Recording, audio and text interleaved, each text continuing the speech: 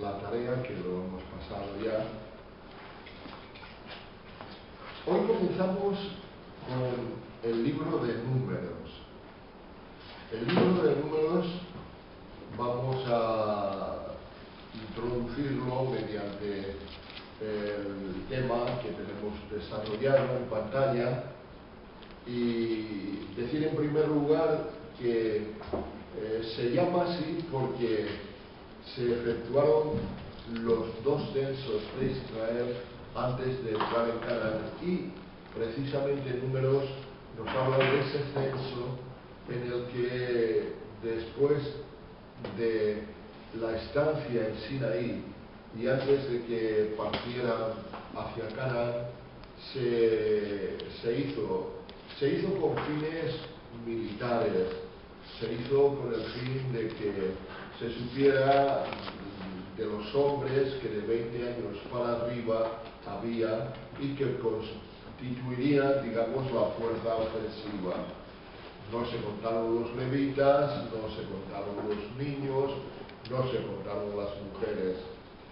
Decir que si en el Éxodo vimos a Israel redimido y en Levítico lo hemos visto adorando, ahora le vamos a ver pues avanzando, en realidad lanzándose a la conquista, haciendo lo que era el propósito de Dios. Pero tristemente esto no se llevará a cabo en este caso porque, como vamos a ver, fallaron. Pero sin embargo, el libro de Números nos presenta algo que con toda propiedad podemos decir que es realmente la regla fundamental del cielo. ¿Cuál es? El orden.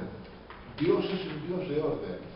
Eso lo podemos ver en todo el universo. Dios ha establecido unas leyes físicas, espirituales, morales, y esas leyes inexorablemente se cumplen. Bueno, pues en Números encontramos ese orden aplicado al pueblo de Dios. El pueblo de Dios, cuando sale de Egipto, sale, pues, digamos, un poco en desbandada. Pero al asentarse en Sinaí es el momento en que todas las cosas sean puestas en orden, en que se estipule cómo tienen que establecerse los campamentos, en que se establezca a la hora de ponerse en marcha cómo deben de ponerse en marcha. En fin, todo va a quedar perfectamente señalizado y naturalmente esto tiene su aplicación tanto a nuestra vida natural, porque es importante. Mirad, a veces parece ser que lo espiritual no tiene que ver con lo natural. Es un error. Una persona que en lo natural es ordenada, le va a costar mucho menos ordenarse espiritualmente. La persona que en lo natural es desordenada, cuando llega al ámbito espiritual y entra en la vida espiritual, va a necesitar de una disciplina mayor para establecer el orden en su vida espiritual. Claro, esto va a tener una ventaja, que establecido el orden en su vida espiritual va a repercutir también en su vida natural.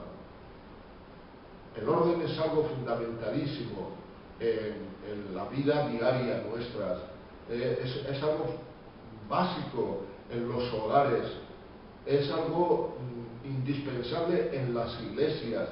El orden, como dije antes, yo diría que es una de las primeras leyes del cielo. Y el libro de Números se llama así, Números, por causa del censo. El censo que establece el orden y que establece todas las pautas, tanto para la marcha como para las acampadas. Así es que, digamos, el espacio de tiempo que cubre este libro es de 39 años. Deberían de haber sido menos, pero se amplió a 39 años, precisamente como antes dije, porque la conquista no se produjo en el tiempo en que se debía de haber producido según la voluntad de Dios. Del contenido del mismo vamos a hacer tres divisiones para que sea fácil de recordar. Además, armonizan perfectamente. En primer lugar, en los capítulos del 1 al 9, vamos a ver a Israel en el Sinaí. Estuvieron un año allí acampados, como hemos repetido y conocemos. De Sinaí hicieron una primera etapa hasta Cadés. Cadés estaba en la frontera de Canaán. Desde Cadés Barnea, tuvieron que haber cruzado y entrado en la conquista. Pero no fue así. Así es que tuvieron que volver atrás, y entonces hay una tercera cuestión, es de Cadés a Moab. En esa última etapa pasarán 38 años y pico, luego veremos, en los que Israel anduvo por el desierto hasta que muriera aquella generación incrédula y una nueva generación fuera la que realmente entrara en la tierra. Así es que recordémoslo. Israel en Sinaí, capítulos 1 al 9. Israel de Sinaí a Cadés, capítulos 10 al 14. E Israel de Cadés a Moab, capítulos 15 al 36. No vamos naturalmente a abarcarlo hoy todo, sino hasta donde el tiempo nos dé de sí, y por eso el estudio he querido ajustarlo más bien al tiempo. De nuevo tenemos una cronología que mantenga en mente, digamos, claro los eventos. La muerte de José, tras la cual viene el Éxodo, concluido el Génesis, el tiempo de salida y números, tras esa salida y como veréis abarcan los 40 años en el desierto, que abarcan 40 años porque en Sinaí estuvieron un año. Quiere decir que después estuvieron 38 años, 8 meses y 10 días hasta que entraron finalmente en Canaán. Aquí Levítico, que ya lo hemos considerado, se produjo en la estancia en Sinaí, y después, al final del todo, aparecerá el Deuteronomio, que, como la propia palabra indica, e incidiremos más en su momento, Deu si es dos, y nomio, ley.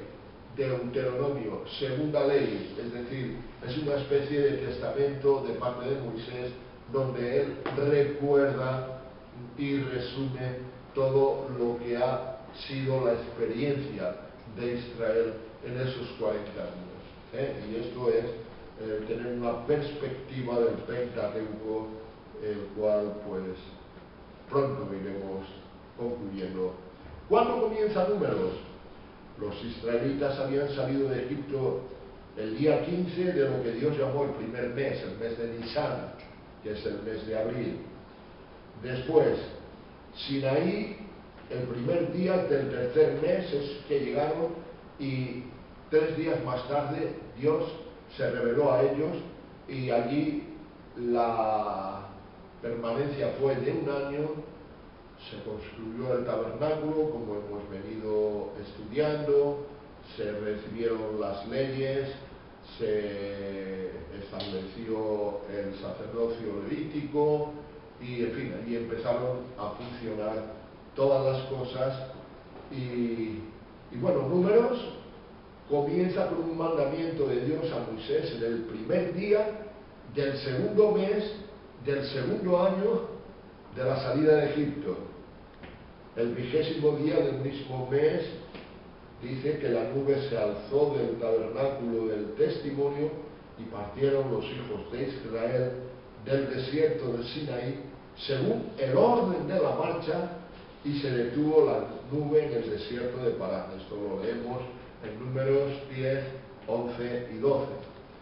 Ya se había establecido el orden de marcha, de acampada, ya había tenido lugar el censo, era el momento de que se produjera la partida conforme a todo lo establecido.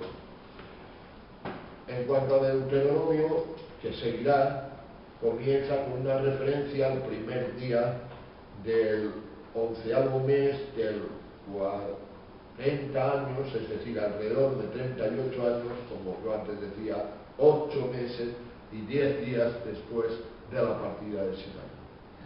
Así que vamos a ver a Israel en Sinaí. ¿Os acordáis que hemos hecho 3 divisiones? Israel en Sinaí, capítulos 1 al 9. Y aquí, dentro de la organización, hay 3 elementos fundamentales: el censo, el campamento y los levitas. El censo ya he anticipado que tenía la finalidad de establecer pues el orden militar. Ahora ya no iban a ser un pueblo, digamos, desorganizado, anárquico, que simplemente avanza y se acabó, sino que va a establecerse un ejército dentro de las posibilidades que pueda marchar bajo el mando y la estrategia de jefes militares, en fin, que va a tener otra característica. ¿Quiénes fueron contados? Por tanto, los varones de 20 años arriba, excluyendo mujeres y niños, y además los levitas, porque los levitas estaban exentos de todo servicio militar, sino que su ocupación era otra, la cual vamos a mirar también en su momento. El resultado, según Números 1:46 de ese censo, fueron 603.550, es decir, varones de 20 años para arriba, sin contar los de la tribu de Leví, había 603.550. Cabe decir que cuando lo veremos en su momento, cuando vayan a entrar después de los 40 años en la tierra de Canaán para la conquista, el número va a ser casi idéntico. A pesar de que ha muerto toda una generación, salvo Josué y Caleb en el desierto, el número se va a mantener. Bien, el propósito ya lo hemos dicho. El campamento tenía que establecerse en una determinada forma. En el centro, el tabernáculo. Alrededor del tabernáculo, las familias levitas. Las familias levitas eran 4: Gersón, Coat, Merari y la familia de Moisés, dentro de la cual estaba Aarón, porque eran hermanos. Ellos acampaban delante de la puerta del tabernáculo, eran los más cercanos. Aarón era el sumo sacerdote y Moisés era el líder del pueblo. Y luego, alrededor, un poco más distantes, había 3 tribus y 3 tribus. O sea, un total de 12 tribus acampadas en esta forma. Lo vamos a ver ahora en un esquema. Pero antes de llegar al esquema, quería de alguna manera mostraros la forma en que Dios pues hace sus diseños. Cuando vemos los más cercanos, era el sacerdocio. De forma casi inmediata están los servidores, porque Gersón, Coat y Merari eran los encargados de mantener el tabernáculo. Ellos eran los que lo levantaban cuando había que salir y ponerse en marcha, eran los que le transportaban, eran los que lo montaban cuando llegaba a la acampada, y después más allá estaban los guerreros. Esto nos sugiere algo, sin duda que sí. Nos sugiere que primeramente Dios cuenta, como estamos tratando de profundizar en nuestras vidas mediante la asignatura de cómo avanzar, lo que cuenta primeramente que todo es el sacerdocio del creyente, ese ministrar a Dios, ese ministrar de alabanza, ese estar en contacto con Dios, es fundamentalísimo, es lo básico. Después de esto vendrá la utilidad representada por Gerson Coat y Merari, y después incluso la expansión, la conquista. Pero todo comienza por lo más íntimo, por esa intimidad con Dios. Sin esa intimidad con Dios, todo lo demás es inútil. Si algo se produce, no será de calidad. Muchas veces, como se suele decir, es más el ruido que las nueces. Porque si falla lo primero, si el sacerdocio del creyente falla, todo lo demás es de muy dudoso efecto, resultado, calidad. Bien, vamos a ver ese esquema que os decía. Aquí está el tabernáculo ocupando el lugar que le corresponde, el centro. Delante de la puerta hacia el este estaba Aarón y Moisés, y alrededor Gersón, Coat y Merari. El número de los gersonistas lo tenéis ahí puesto, si eso lo veis, a pesar de que esté más débil, sí, parecen bien los números. Luego, la distribución tenía que ser detrás Benjamín, Manasés y Efraín. Dan, Aser y Neftalí al lado de la derecha, abajo Gad, Simeón y Rubén, y delante Judá, Isaacar y Zabulón. De manera que no cabía la posibilidad de decir, bueno, llega la acampada, pues vamos a coger el sitio, a mí me gusta más este. No. Cada uno sabía el lugar que tenía que ocupar y tenía que ceñirse absolutamente a esto al milímetro.